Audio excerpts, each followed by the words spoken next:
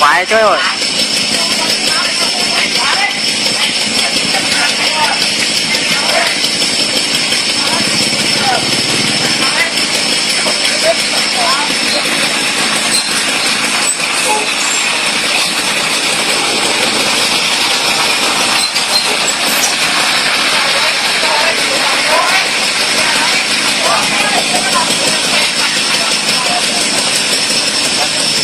Bây giờ chỉ có xích tay nó phát là đè nó xuống là may ra ăn được.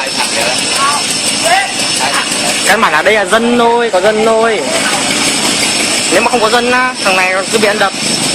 Có dân nó nhiều quá thôi, nó vẫn không cho bắt. Đây cái này được gọi thêm người thôi. Đúng rồi. Nó có gì như kéo lại.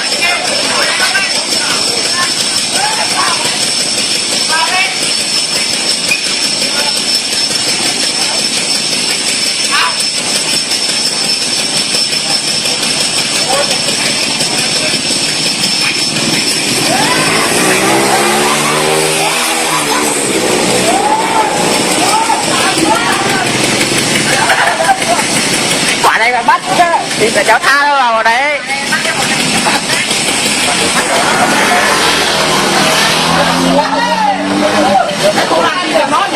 Làm sao riêng nó cầm cái kia.